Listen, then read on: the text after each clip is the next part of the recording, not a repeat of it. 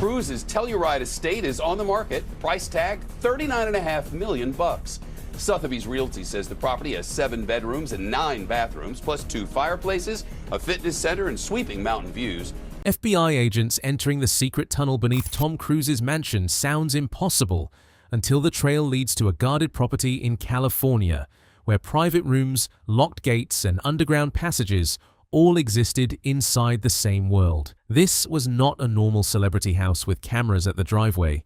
It was a sealed compound, built to separate public roads from private movement, and the tunnel became the part people could not stop questioning. Because a tunnel is never just a tunnel when it connects hidden spaces. For years, Tom Cruise was seen as the most famous face tied to Scientology, but the deeper questions were never only about fame. They were about what happened behind the fences, who moved through those protected areas, and why investigators were asking questions about life inside the compound. The mansion, the tunnel, the protected rooms, and the FBI inquiry all point toward one place where public image and private control met in silence. And once that underground passage enters the record, the question becomes harder to ignore. What was really beneath Tom Cruise's mansion, and what did the FBI find that made the tunnel feel so horrifying?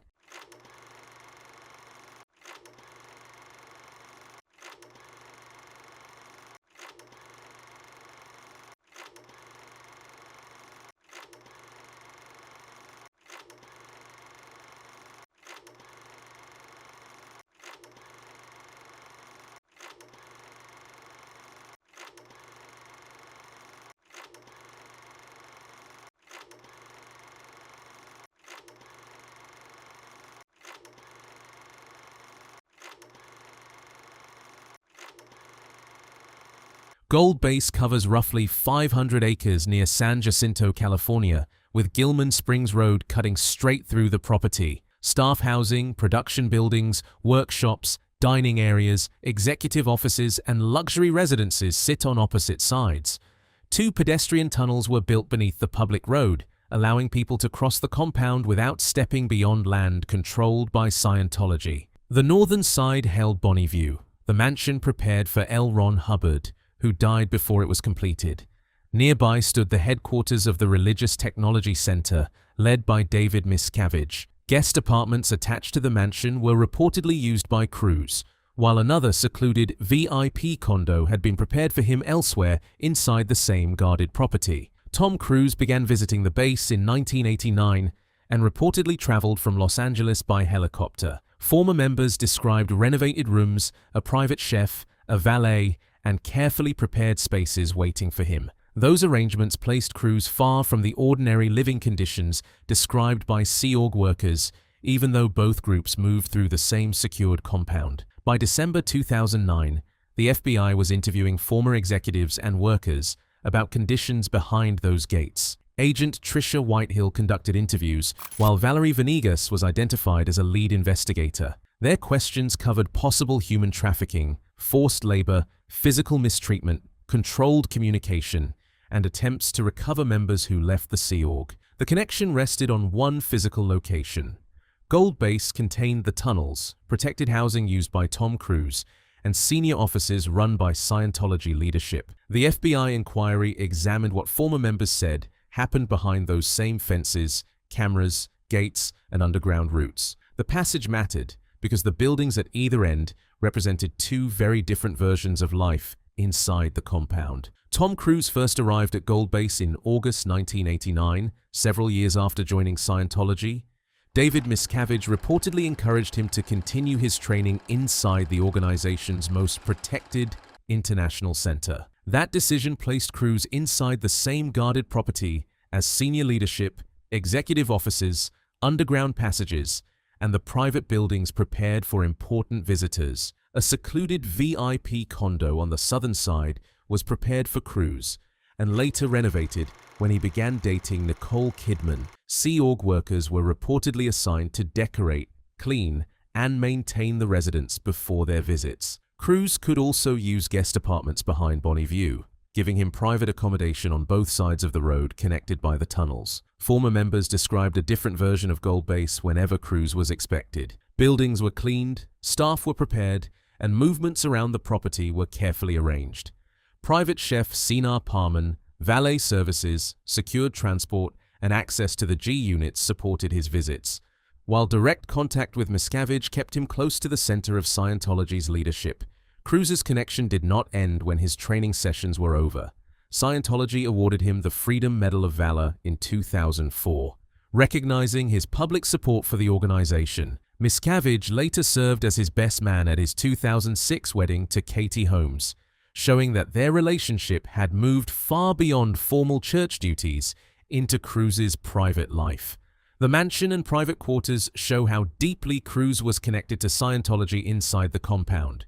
His training, relationships, accommodation, transport, staff, and public image were all supported from Gold Base, while Bonnie View stood above the tunnels linking its separated sections. The next question was more personal. How much private information had been shared inside those protected rooms? Scientology auditing asks members to discuss painful memories, private fears, and personal experiences, while an auditor uses an e-meter to guide the session. Tom Cruise has spoken openly about the importance of these methods in his life, saying they helped him overcome difficulties he connected to dyslexia. The process placed deeply personal information inside a religious setting built on trust. Former senior members later alleged that Cruse's sessions were recorded and turned into written reports. They said tapes and summaries were sent to David Miscavige at Gold Base, including material about Cruse's relationships, fears, and private concerns. Scientology has denied that the sessions were secretly recorded or improperly disclosed, leaving the allegation dependent on those who worked inside the organization. Marty Rathbun said he spent years auditing Cruse and helping strengthen his commitment to Scientology. Claire Headley later said she saw reports connected to Cruse being sent to Miscavige. Both had held positions that gave them access to internal systems at Gold Base, though Scientology rejected their descriptions and denied that private auditing material was passed to senior leadership. Gold Base now carried a more personal meaning. The compound already held underground tunnels, guarded roads, executive offices, and Cruse's VIP residence. According to the former officials, it also received information about his private thoughts and relationships. Tom Cruise showed public loyalty to the organization, while David Miscavige reportedly remained close to the confidential religious process taking place behind that loyalty. Private information alone does not prove blackmail, threats, or direct orders. But if the former officials were accurate, Scientology leadership held a detailed record of Cruse's private life while also providing staff, friendship, religious guidance, and personal services. The influence surrounding Tom Cruise may therefore have reached beyond auditing rooms at Gold Base and followed him into his marriages and family life. Tom Cruise entered Scientology during his marriage to Mimi Rogers in the 1980s, but his involvement grew much deeper while he was married to Nicole Kidman. During those years, Cruse completed more training and became increasingly close to David Miscavige. Scientology was no longer only part of his personal beliefs, it had become closely connected to his marriage and home life. Former executives said Scientology became a serious point of tension as the marriage ended. They alleged that Kidman was viewed as a negative influence, and that Bella Cruse and Connor Cruse were taught ideas about people labeled suppressive persons. David Miscavige was reportedly close to Cruse during this period, although Scientology has denied influencing the separation or turning the children against their mother. Penelope Cruz later completed Scientology courses while dating Tom Cruise, but reports said she never fully accepted the organization's beliefs. Former insiders alleged that this difference made her unsuitable in the eyes of leaders operating from Gold Base. Scientology denied objecting to her religious views, yet the relationship ended as questions continued over who leadership considered acceptable around Cruse. Vanity Fair later reported that actresses were quietly screened at Gold Base under another pretext, with the aim of finding a suitable partner for Cruse. The process allegedly led to a short relationship with Nazanin Boniadi, who was already a Scientologist. Scientology denied that any partner selection project existed, or that church officials arranged Cruse's private relationships. Katie Holmes entered Cruse's life soon afterward, and David Miscavige served as best man at their 2006 wedding. Holmes later ended the marriage through a carefully planned divorce and received primary custody of Suri Cruse. across several relationships. Former insiders describe Scientology taking an active interest in Cruse's partners, children, and home. The next connection came from a man who helped support that private world from inside Gold Base. John Brusso had spent more than 3 decades inside Scientology before leaving Gold Base in 2010. He had been David Miscavige's brother-in-law, bodyguard, security worker, builder, and technical problem solver.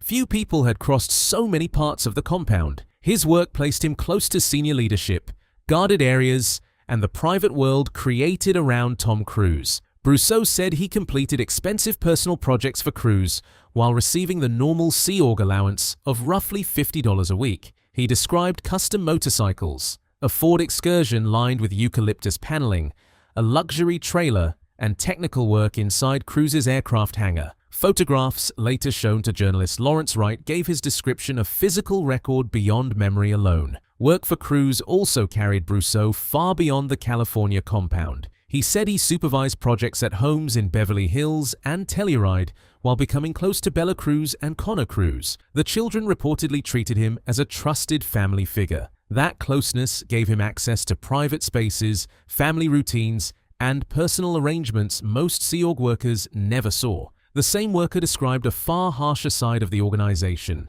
Brusso said he installed bars over doors and windows at the Hole, a group of buildings inside Gold Base, where senior executives were allegedly kept under severe control. Scientology denied that anyone was imprisoned there, but his security and construction duties placed him inside areas connected to discipline within the Sea Org. Cruse's attorney and the church denied that improper free labor benefited Tom Cruise, saying workers respected him and volunteered their help. Brusso's information still gave the FBI one person connecting Cruse's family life: church labor, the VIP residence, security work, and controlled buildings. John Brusso had worked inside both worlds. Court records would next show how the workers supporting them actually lived. The Ninth Circuit opinion issued in 2012 placed Gold Base into a formal federal court record. It described Gold Base as Scientology's international headquarters, spread across roughly 500 acres in California. Mark and Claire Headley had spent most of their Sea Org years there, each working more than 100 hours a week while receiving basic living expenses and a weekly stipend of about $50. Daily communication was also described as tightly controlled. The record stated that Mark and Claire Headley had their mail censored and telephone calls monitored while living at Gold Base. Access to the internet required permission, limiting private contact with anyone beyond the compound. The same material described Sea Org discipline that included demanding physical work, showing how personal communication and manual labor could both be controlled by senior officials. Some of the disciplinary work described in court was deeply degrading. Mark Headley was assigned to remove dried human waste from an aeration pond, turning an unpleasant maintenance job into punishment. Claire Headley lost access to the dining hall for between 6 and 8 months. She said she survived mainly on protein bars and water during that period and lost around 30 pounds. Claire also described pressure surrounding pregnancy while serving at the compound.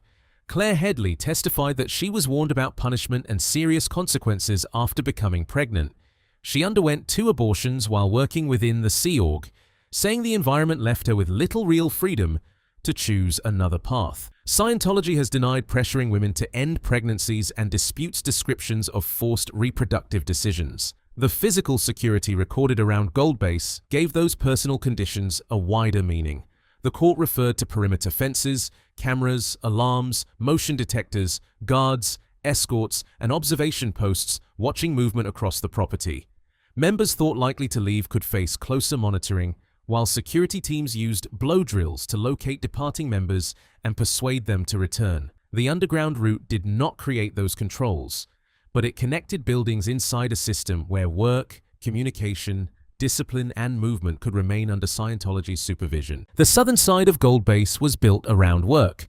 Golden Era Productions created Scientology films, training material, and public promotions inside a studio operation that rarely opened itself to outsiders. Mark Headley worked there for years, learning how much of the organization's media passed through the compound. Former members also said some screening and production work connected to Tom Cruise moved through the same facilities, bringing his private world into the base's daily operation. Staff housing, workshops, kitchens, garages, and technical rooms filled much of the southern side. Hundreds of Sea Org members worked long schedules there, then ate and slept without leaving the property. Cruse's secluded VIP condo stood within or near this working area, creating a sharp difference between the comfort prepared for a famous visitor and the lives of the workers supporting the compound. The nearby food facilities kept both worlds operating behind the same gates. Across the road, the northern side held Bonnie View, the mansion prepared for Scientology's founder. The RTC building and senior leadership offices placed international management in the same secured section. Other buildings later became known among former executives as the Hole, where senior Scientologists were allegedly kept under severe control. Scientology leadership therefore operated only a short distance from both the luxury residence and the labor system supporting the wider property. 2 underground passages ran beneath Gilman Springs Road, allowing people to cross between both sides without walking through traffic. Their practical purpose was clear. Staff could travel safely between housing, work areas, dining rooms, offices, and protected residences. But the pedestrian tunnels also kept movement inside Scientology-controlled land. Someone could pass between nearly every important part of the compound without entering public space or moving beyond the cameras and guarded perimeter. The tunnel did not need to hide an object for it to matter to the FBI inquiry. It connected Tom Cruise's accommodation, the film studio, Sea Org labor, leadership offices, and the security systems surrounding the property. It also linked the wider compound to the area associated with the Hole. The passage beneath the road was only a route, but the places at either end showed how completely life inside Gold Base could remain under one system of control. Former senior officials described the Hole as a group of office buildings inside Gold Base where executives who had lost David Miscavige's approval were allegedly kept for long periods. Their descriptions included sleeping on floors, forced group confessions, public humiliation, constant escorts, restricted movement, and intense pressure to admit failures. Mike Rinder and other former leaders said the buildings became a place people feared being sent to because entry could mean losing privacy, control over daily movement, and any clear idea of when they would be allowed to leave. John Brousseau said the restrictions became physical after one executive managed to escape. He claimed he was ordered to install bars across doors and windows, turning ordinary office buildings into spaces that appeared designed to prevent another departure. Scientology denied that anyone was imprisoned and rejected descriptions of the Hole as unreliable accounts from hostile former members. Yet Brousseau's background made his statement difficult to ignore. He had worked in security, construction, and technical roles at Gold Base, and his duties placed him close to the buildings, their entrances, and the controls added around them. Federal agents heard similar descriptions from more than one former executive. Amy Scobie said the FBI questioned her for 2 days and wanted a complete description of alleged abuse. Tom DeVocht also spoke with investigators, along with other people who had worked close to Scientology's highest leadership. Their positions mattered because they had not only visited the compound, they had lived under its rules, attended senior meetings, and watched discipline being carried out near the Hole. Agents could compare their descriptions of rooms, schedules, punishments, security routines, and the people giving orders. Cruse experienced a very different side of the same property.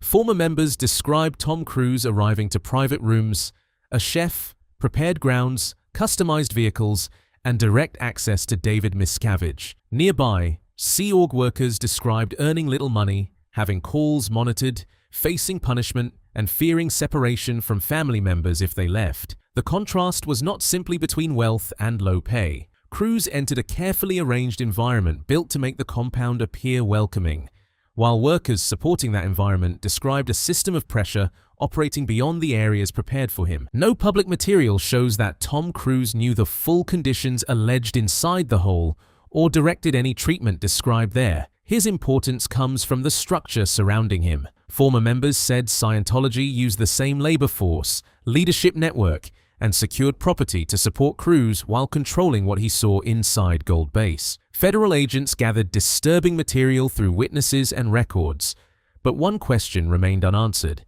Did they physically enter the underground passage and those buildings, or did every detail reach them through the people who had escaped? The arrest, the blows, the long road toward death. For most of the Passion, Jesus seems to lose everything around him.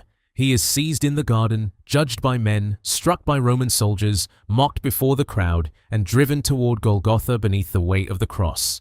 By the final minutes, his body has been torn open, his hands are fixed to the wood, and the people below are waiting for his breathing to stop as darkness settles over Jerusalem. Yet his words move in another direction. Jesus asks the Father to forgive the men killing him. He promises paradise to the criminal beside him. He places Mary in John's care, speaks the pain of Psalm 22, and then turns toward completion. Father, forgive them, is not the voice of someone stripped of all choice. Even while his body is held in place, his final words continue to give, to bless, and to prepare what comes after him. Near the final breath, two sentences alter everything the violence seems to say. In John 19, Jesus says, "It is accomplished." In Luke 23, he follows with, "Into thy hands I commend my spirit." One line says the work has reached its end. The next says his spirit is being placed into the Father's hands. The authorities may control the cross, the nails, and the hour of death, but the final act does not belong to them. When Mel Gibson spoke with Joe Rogan in January 2025, the conversation did not remain at the crucifixion. It moved toward the resurrection, the event Gibson said he truly believed, and the event Rogan described as requiring the greatest faith. For Gibson, the tomb was never meant to close the meaning of the cross. The suffering was a passage. The next film would move beyond it, into the unseen world, and toward the return of Jesus beyond the grave itself. Rogan felt the size of that belief as the questions continued. He asked how hell, Satan, and another realm could ever be shown, and whether Jim Caviezel could return as Jesus after more than 20 years. He was no longer asking about one old film. He was asking what Gibson believed had happened after death, and the answer had already begun in the final two sentences. The work was complete, and everything that followed had been placed in the Father's hands. The physical passage beneath Gilman Springs Road was never imaginary. Two pedestrian tunnels ran through Gold Base, joining work areas, staff housing, dining facilities, executive offices, and protected residences spread across the compound. Workers could move from one side to the other without entering public space or stepping beyond Scientology's secured land. The tunnels did not hide a single secret room, but they connected nearly every location that later became important to the FBI inquiry. Tom Cruise was tied to this property through far more than occasional visits. He trained there, stayed in specially prepared accommodation, and developed a close friendship with David Miscavige. Workers connected to Scientology reportedly maintained rooms, vehicles, homes, and private facilities used by him. Former members also alleged that auditing information and discussions involving Cruse's relationships reached Gold Base, although Cruse and the church denied improper disclosure or special treatment based on forced labor. Federal agents gathered matching descriptions from people who had held different positions inside the organization. Mark Headley described exhausting schedules and tightly monitored communication. Claire Headley spoke about pregnancy pressure and harsh living conditions. Gary Moorhead explained the pursuit system known as blow drills, while former executives described punishment and restricted movement inside the hole. The disturbing part was not one isolated statement. Agents were hearing the same patterns of control from witnesses who had worked in separate parts of the compound. The Cruse connection became clearest through John Brousseau, who had moved between Scientology's senior leadership and Cruse's private world. He described work on customized vehicles, an aircraft hangar, personal residences, and facilities prepared for Cruse while earning about $50 a week as a Sea Org member. His duties also reached security work and buildings linked to punishment inside Gold Base. Cruse's attorney and Scientology denied that forced labor or improper personal benefit had been involved. The final discovery was not a hidden object waiting behind a tunnel wall. The FBI examined a real, tunnel-connected compound where Cruse's faith, friendship, homes, relationships, children, private religious sessions, and public image had become closely tied to Scientology leadership. Agents collected repeated descriptions of surveillance, punishing labor, family pressure, low pay, restricted communication, pursuit of departing members, and fear surrounding the whole. Court records supported several working and security conditions described by former members. The remaining locked space is the federal file itself, where unreleased surveillance, interview transcripts, and proposed enforcement material may show how close investigators came to searching or prosecuting what operated inside Gold Base.